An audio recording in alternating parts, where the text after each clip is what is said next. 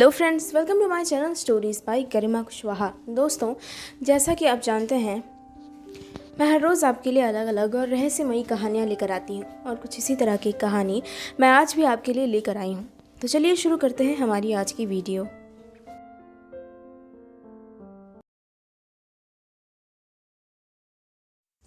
दोस्तों, हम सभी जानते हैं कि इस संसार के दो अलग पहलू हैं। एक है हमारी दुनिया जहाँ हम रहते हैं और एक है वो दुनिया जहाँ एक दिन हम सभी को जाना है। और ये एक ऐसी सच्चाई है जिसे झुठलाया नहीं जा सकता। पर हमारी दुनिया में कई ऐसे लोग हैं जो हमारी दुनिया और उस दूसरी दुनिया के बीच के दरवाज़े को खोलना चाहते हैं और उस दुनिया के रहस्यों को जानना चाहते हैं जो कि उनकी सामर्थ्य से परे है। फिर भी वो ऐसा करने की कोशिश करते हैं और अक्सर इस कोशिश का उन्हें खामियाजा भुगतना पड़ता है। दोस्तों, ऐसे कई तरीके हैं जिससे भूतों को बुलाया जा सकता है और आज मैं आपको उनमें से कुछ तरीकों के बारे में बताने जा रही हूँ जो कि सुनने में बहुत ही खौफनाक हैं और आप उन्हें घर पर बिल्कुल भी ट्राई मत कीजिएगा। सबसे पहला तरीका है ओजा बोर्ड गेम। ओजा बोर्ड गेम आपको कई फिल्मों में दिखाया गया है। ओजा बोर्ड गेम के ऊपर ही कई फिल्में बनी हैं और 3 पार्ट्स की एक पूरी सीरीज़ इस गेम पर बनी हुई है। मैं उम्मीद करती हूँ कि आप में से कई लोग इसके बारे में जानते होंगे और जो नहीं जानते मैं उनको इसके बारे में बता देना चाहती हूँ। ओजा बोर्ड गेम कोई भी एक सामान्य बोर्ड गेम जैसा ही है, पर अंतर इतना है कि इसके सहारे आत्माओं को बुलाया जाता है।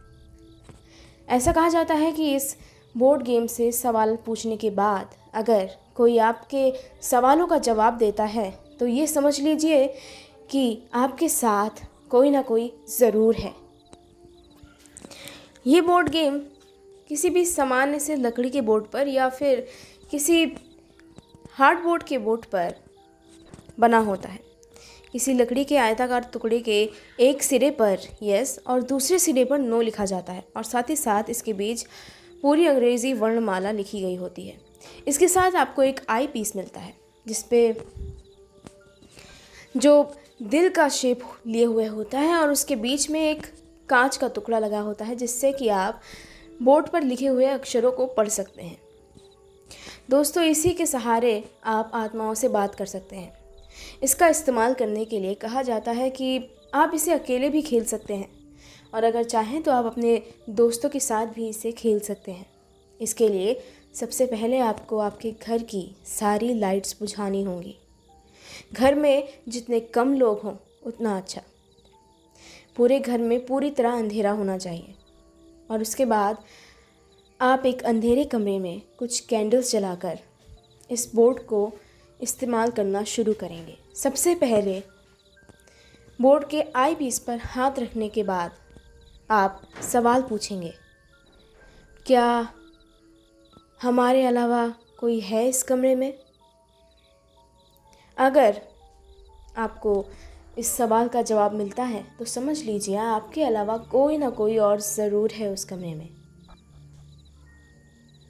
अब ये आत्मा अच्छी भी हो सकती है और बुरी भी। इस बात का फैसला ना आप कर सकते हैं और ना ही वो बोर्ड गेम। इसलिए ऐसे बोर्ड गेम का इस्तेमाल करने से पहले आप खुद कई बार सोच कर देखिएगा कि इसका क्या नतीजा होगा। आत्माओं को बुलाने के लिए पेंटाग्राम का इस्तेमाल करना। जी हाँ, ये दूसरा एक तरीका है आत्माओं को बुलाने का। ये तरीका अक्सर काले जादू में इस्तेमाल होता है। एक पेंटाग्राम जिसका इस्तेमाल किया जाता है आत्माओं को बुलाने के लिए। ऐसी आत्माएं जो आपके काबू से बाहर होती हैं और अक्सर इस पेंटाग्राम का इस्तेमाल इसीलिए किया जाता है ताकि वो ज़रूरत से ज़्यादा शक्तिशाली ना हो जाएं और आप पर हावी हो जाएं। इस तरीके से आत्माओं को बुलाने के लिए 2 पेंटाग्राम्स बनाए जाते हैं। एक सर्कल में स्टार का शेप। अक्सर इस तरीके से आम इंसान आत्माओं को नहीं बुलाया करते।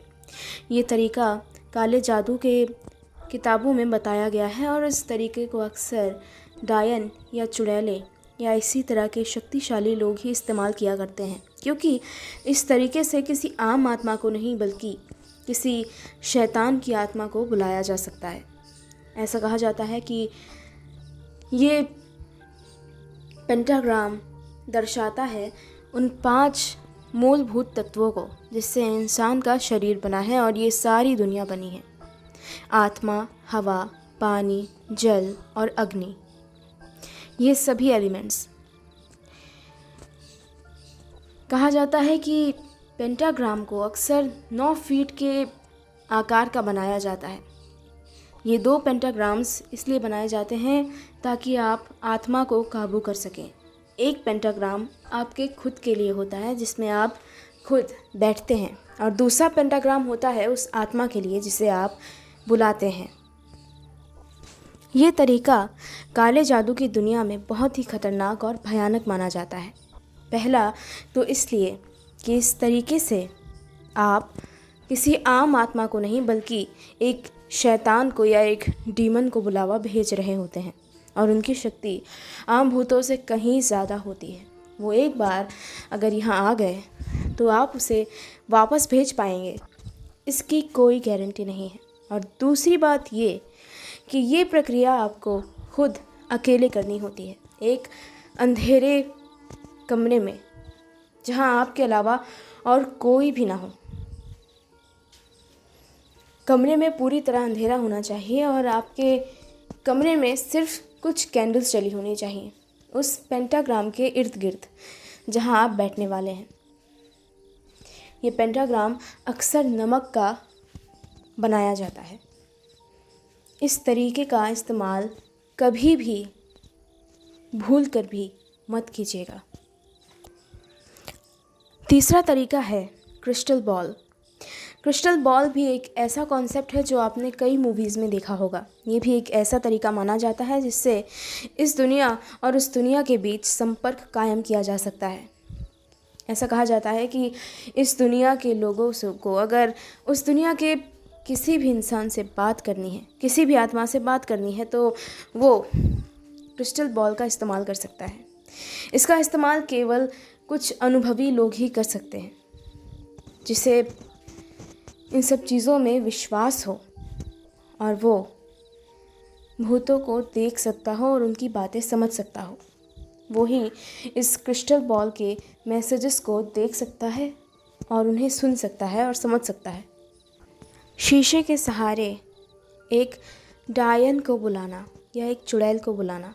दोस्तों, ऐसा माना जाता है कि शीशा हमारी दुनिया और दूसरी दुनिया के बीच का एक ऐसा रहस्यमय द्वार है जिसे खोलने के कुछ अनोखे तरीके हैं, और अगर उन तरीक़ों का आम इंसान को पता चल जाए तो भयंकर प्रलय आ सकती है।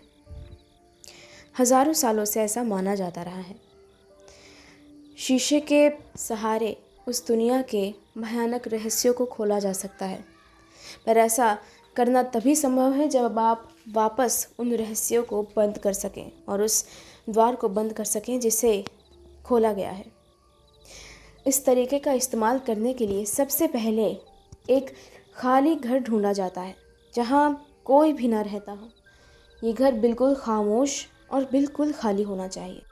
सबसे पहले घर की सारी लाइट्स को बुझा दिया जाता है। घर में पूरी तरह अंधेरा होना चाहिए और उसके बाद ये क्रिया करने वाले को एक सामान्य सा कमरा ढूंढकर उसमें एक साफ़ सुथरी जगह पर बैठ जाना होता है। उसके बाद चाहिए होता है एक सामान्य सा आईना। कुछ मोमबत्तियों को जलाकर उनकी पिघलती हुई वैक्स या उनकी पिघलती हुई मोम को इस आईने की सतह पर लगा दिया जाता है। इसके बाद ये क्रिया करने वाला अपने इर्द गिर्द और उस आईने के इर्द गिर्द नमक से एक गोल घेरा बनाता है। इसके बाद अपने आसपास कुछ मोमबत्तियाँ जलाकर रख देनी होती हैं और इसके बाद आपको ध्यान देना होता है कि आईने पर लगी हुई मोम पूरी तरह से सूख चुकी हो। जब वो मोम सूख जाए तब उस आईने पर उस आत्मा का नाम लिखना होता है जिसे बुलाया जाता है, और उसके बाद अपने हाथ की किसी भी उंगली को काट कर उसके खून का एक धब्बा उस आईने पर लगा देना होता है। साथ ही कुछ बूंदें आसपास जल रही मोमबत्तियों पर भी इस तरह टपकानी होती हैं कि मोमबत्तियां बुझे नहीं। और उसके बाद कुछ मंत्रों का जाप किया जाता है और आत्मा को बुलाया जाता है। ऐसा करने के लिए अक्सर कहा जाता है कि आत्मा, मैं तुम्हें बुला रहा हूँ, तुम अब से मेरे गुलाम हो और तुम मेरा कहा मानोगे और मेरे लिए ही काम करोगे। मैं तुम्हें आज्ञा देता हूँ। इन सभी शब्दों के उच्चारण के बाद एक शक्तिशाली चुड़ैल या डायन की आत्मा ज़रूर इस क्रिया करने वाले के आसपास आ जाती है। ये तरीका भी बहुत ही ख़तरनाक माना जाता है।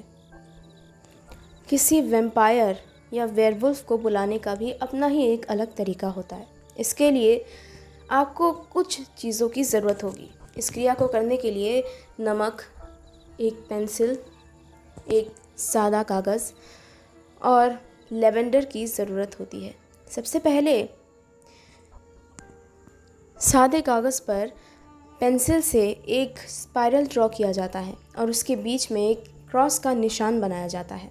अब इस स्पाइरल के इर्द गिर्द नमक से एक घेरा बनाया जाता है और उसके बाद लेवेंडर को इस स्पाइरल के बीच रखकर जला दिया जाता है।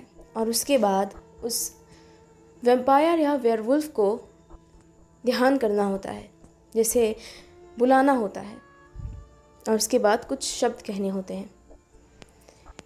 मैं तुम्हारी आत्मा को आदेश देता हूँ, तुम यहाँ इसी वक्त मेरे सुरक्षा के घेरे में आओगे और मेरे लिए काम करोगे। अपने साथ अपनी सारी शक्ति लेकर आओगे और मेरी मदद करोगे, मुझे नुकसान नहीं पहुँचाओगे।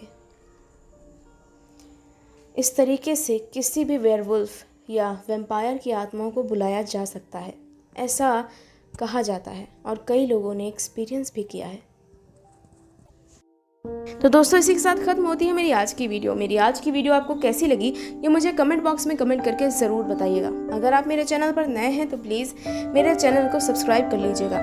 अगर मेरी आज की वीडियो का कॉन्सेप्ट आपको अच्छा लगा हो तो मुझे कमेंट बॉक्स में ज़रूर बताइएगा और मैं आगे भी आपके लिए ऐसी वीडियोज़ लाती रहूँगी। Thank you.